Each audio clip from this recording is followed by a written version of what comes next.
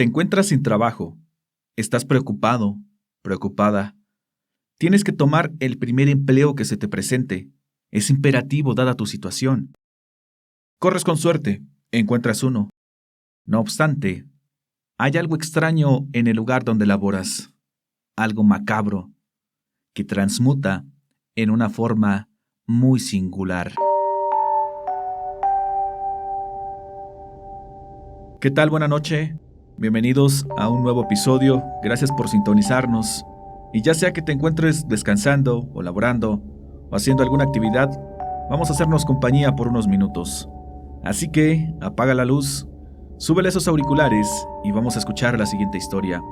Esta es la señal de Amplitud Paranormal.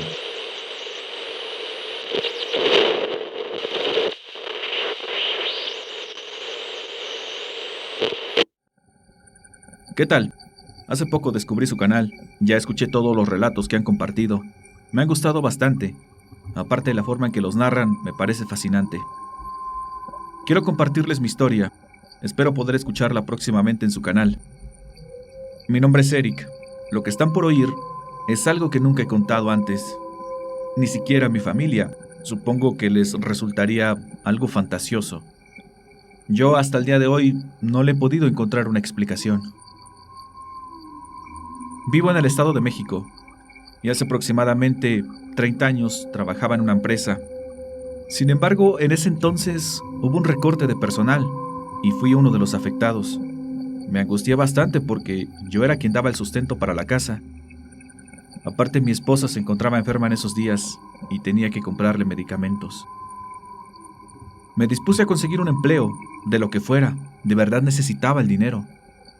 Un día, pasando cerca del lugar al que llaman Pirámide de Tenayuca, vi que había un anuncio donde solicitaban velador para cuidar la obra. Sin pensarlo pedí informes y acepté el empleo. Consistía en cuidar para que nadie entrara por las noches, ni se robaran el material.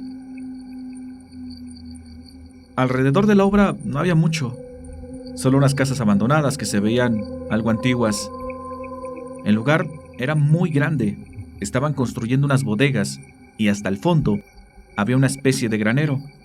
Esta era una torre muy alta, lucía desgastada por el tiempo. Tenía una puerta de madera que siempre estaba cerrada y arriba una pequeña ventana.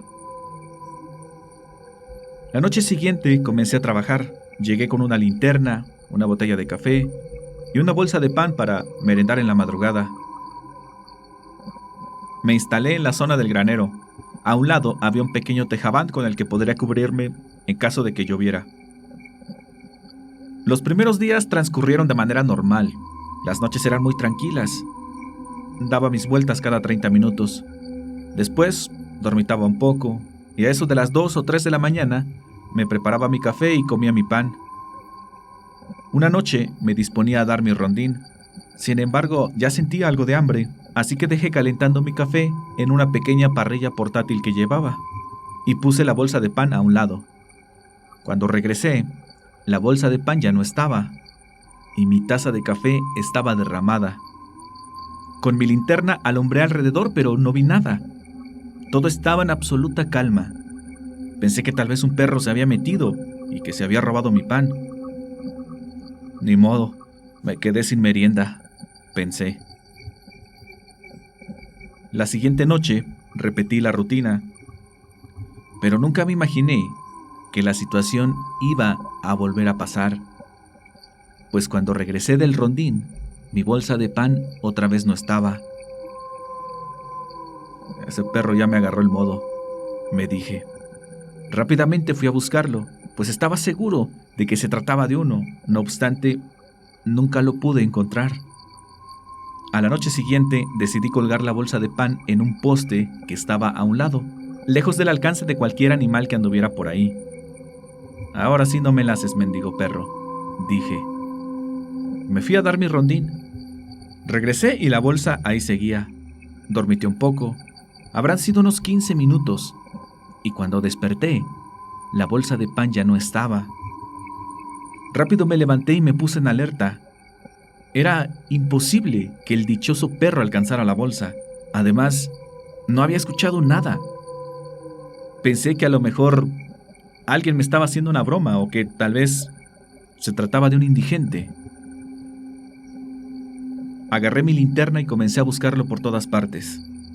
Y ahora ya me preocupaba también el material de la obra. Si había alguien, se lo podía robar.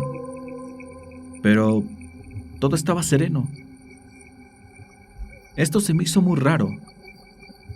Y también empecé a pensar en el punto en que me podían hacer daño a mí. Llegó la noche siguiente. Esta vez me encontraba muy nervioso. Fuera lo que sea, solo se robaba mi pan, no hacía otra cosa. Pero, ¿cómo era posible que no pudiera verlo? Así que esa misma noche me escondí detrás de un montón de tarimas. Dejé el pan a la vista. Esperé por varias horas, pero no sucedía nada. Hasta que de pronto comencé a escuchar algo. Como si fueran unos pasos, pero el sonido era apenas perceptible. Luego se fueron escuchando más y más claros, y un poco más. Volteaba para todas partes, pero no lograba ver nada. De pronto, de donde estaba el granero, comencé a ver cómo algo se acercaba. Era algo pequeño, no lograba verlo bien. En esa parte no había luz. Y no quería alumbrar con mi linterna, pues no quería que se asustara y se fuera. Quería saber qué era. Poco a poco se fue acercando a donde estaba la bolsa de pan. Y ahí fue donde lo pude ver bien. Mi corazón pareció que se detenía. Y un frío recorrió mi cuerpo. Lo que vi era un ser pequeño. Era un bebé caminando en sus 4 extremidades, gateando, desnudo. Su piel era de color oscuro. No tenía cabello, pero sí tenía 2 ojos muy grandes. De momento pensé que era eso, un niño, pero esa criatura era tan pequeña como un gato. Me quedé completamente helado. Tenía ganas de gritar, pero mi cuerpo nada más no me respondía. Esa criatura volteaba para todos lados, como cuidando de que nadie lo viera. Agarró la bolsa de pan con sus manos y se fue. Traté de seguirlo con la mirada, y fue entonces que vi la escena más terrorífica que jamás haya visto. Pues esa criatura comenzó a subir el granero. No sé cómo, pero sus extremidades se pegaban a la superficie. Y así llegó hasta arriba, donde estaba la ventana, y por ahí se metió. ¿Cómo era posible? ¿Qué clase de criatura era esa? Estaba muerto de miedo. Como pude me levanté, corrí hasta la entrada de la obra y ahí me quedé. Pensé en irme y no regresar nunca, pero necesitaba el trabajo. Además, ya faltaban poquitos días para que me pagaran. No podía irme. Dada mi situación, me tuve que quedar. Pero ya no me acerqué al granero, ni siquiera volteé a verlo. Me instalé en la parte más alejada y ahí me quedé. Ahí pasaron los días. Yo seguía muy nervioso, con miedo a que esa cosa me pudiera hacer algo. Pero ya no se miraba esa criatura. Dejé de llevar mi pan y café por miedo a que se me acercara. Hasta que una noche lo vi de nuevo. Allá entre la oscuridad. Allá estaba, no hacía nada. Solo me observaba fijamente. ¡Fuera de aquí!, le grité.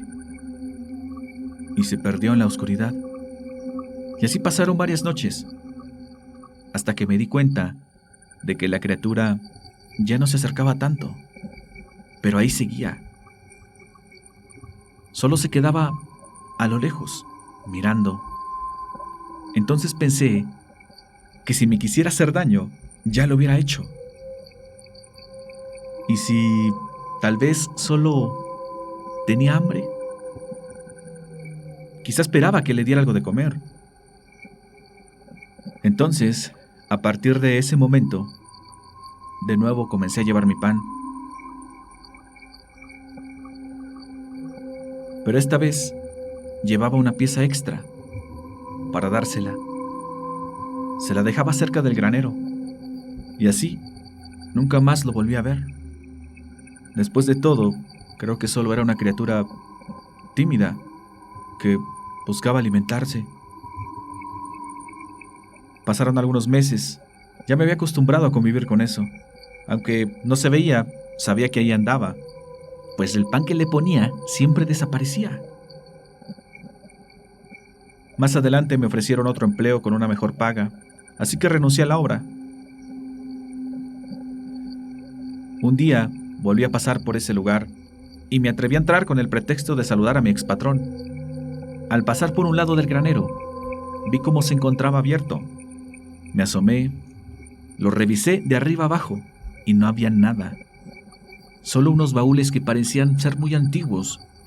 Cuando los miré más de cerca, noté que tenían algunas inscripciones en una escritura que no supe reconocer, como si se tratara de otro idioma. Entonces lo relacioné. Pienso que tal vez esos baúles y la criatura fueron traídos de algún lugar lejano. Solo, tal vez, no lo sé. O a lo mejor era algo que no pertenecía a este plano. Creo que tengo que vivir con esa duda. En cuanto a eso que se llevaba mi merienda, es posible que aún hoy ande por ahí buscando un pan o algo que pueda comer.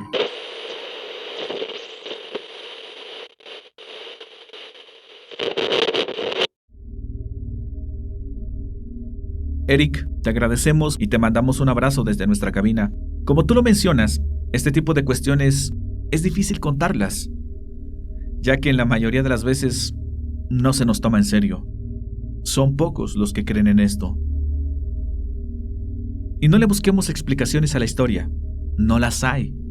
No al menos aquellas lógicas. Y es que lo paranormal así funciona. Tratamos siempre de esclarecer con lo que sabemos, con aquello que se nos ha educado. Enumeramos todas las opciones. Vamos descartándolas una por una. Y cuando se agotan, solo a veces nos abrimos a una explicación irracional. Desde ese punto, ¿qué opciones tenemos? ¿Qué clase de criatura pudiera ser esta?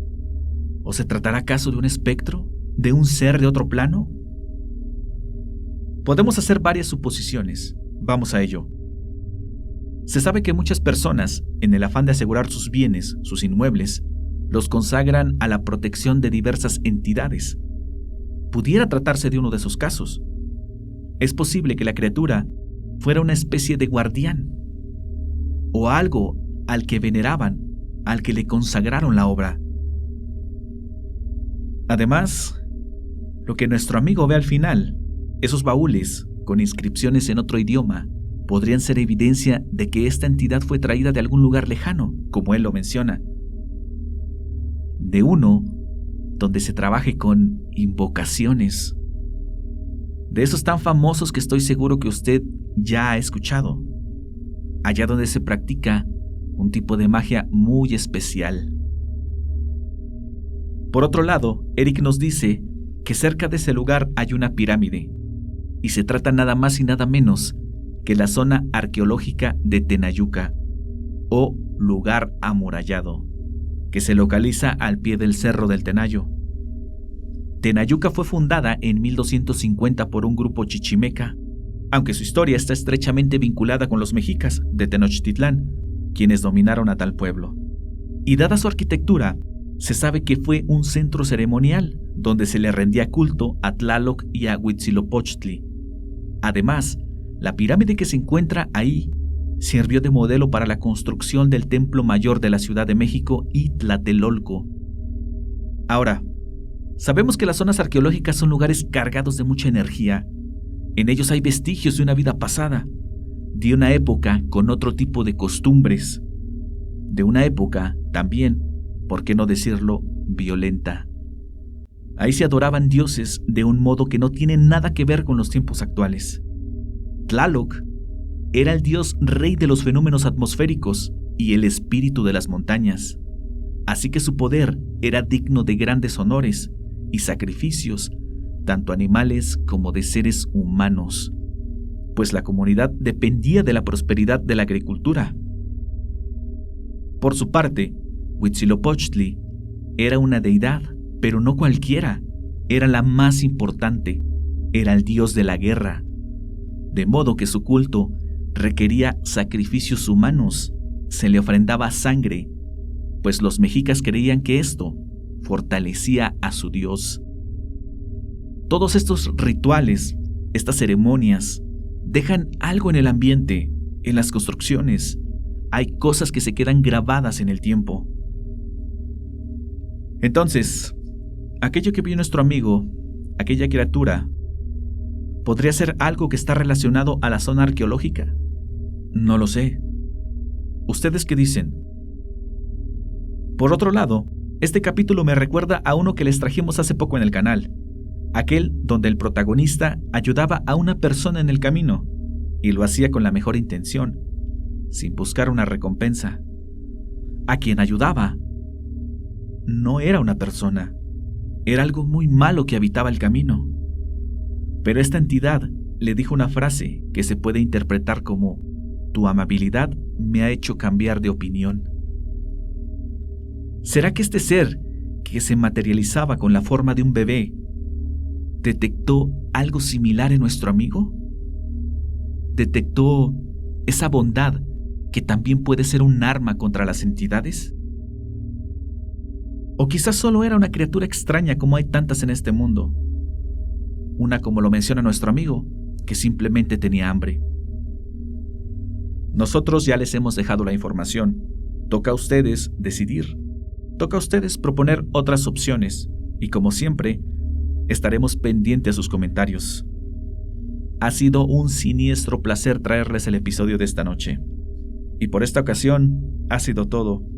Pero amenazamos con saludarlos muy pronto. Te habló Mel y te deseo una excelente noche. Hasta pronto.